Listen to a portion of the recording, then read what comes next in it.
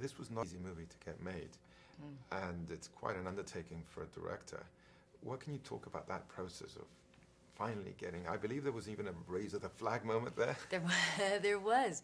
It turns out, I'd read the book, and I had such a fire inside of me to do this story. I said, I don't know if I had to convince the studio that I could handle the fights in the airs and the sharks and the races and the whole size of it and get this. And I had to convince them, and in convincing them, I think I had to convince myself that I could do it. And I wanted to meet Louis, and I said, where's Louis? And they said, he knows where you live because he can see your house from his house. So he's a neighbor. So I realized he was right there out my bedroom window. And I went up and I talked to him, and so I had gotten the job. A few weeks later, I got the job. But then he said, you better hurry up, girl. You know, I'm not around forever. And I said, okay, I'm trying, but I got to get the green light. And the green light means you get the money and you get your cast approved and you get all this. So we found Jack and we found Miyavi, and then we got their tapes to the studio, and we got the budget down, and we figured out location. And they sat me down and they said, you're greenlit, you can make the movie. And I had told him before, the day I get greenlit, I will raise the flag on my roof and you'll know. After 60 years of waiting, you'll know that we're going. And I couldn't get home fast enough, so I called Brad and I said, you gotta get the flag on the roof right now. And so he did, and Louis saw it and said, is that for me? And he said, that's for you. You know, in a time where there are all these superhero movies, you're talking here about a real hero, a hero that you met, that was your friend. At least in your eyes, who was Louis Zamperini? Oh, I don't want to cry.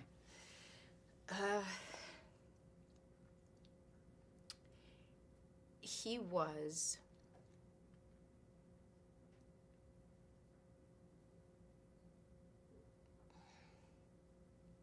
I can't. I'm going to cry. He was a great man. He was a great man.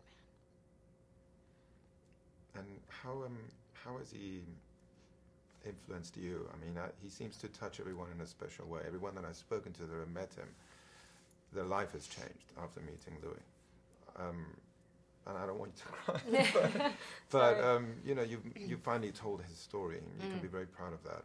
Thank you. And people are going to realize, wow, Angelina Jolie, she's a director. She's a really good one. Thank you. I know you showed him some scenes and all that. What can you talk about that experience? You directing this movie and feeling like you made your friend justice. Well, the lovely part about making the film with Louis is that we were able to, you know, you have we can call him. We'd be sitting there on the raft and we'd say, you know, did we have a screwdriver on the raft, and how many water cans were they? And we'd say, somebody call Louis and ask him. You know, we had Laura Hillenbrand, who was so well researched and such a partner. So Louis was a part of the film from the beginning. He approved the casting, and he was always with us, and we kind of made it together to show him scenes. When he was finally, I got a call that he was in the hospital, so I had it downloaded onto my computer. We hadn't finished the effects or the music, but we had the film, and I had to hold it over him because my speakers weren't so great, so I held it over him, and I watched those bright blue eyes, just at the end of his life at 97, with his body failing him and preparing himself to pass away. I watched him watch his own life and his own journey, and I watched him jump when he saw the flak, and I watched him smile when he saw his mom make gnocchi, and he loved the races, and I think it made him connect to, I think it helped to prepare him to pass away, and I hope it made him proud of the life he'd led.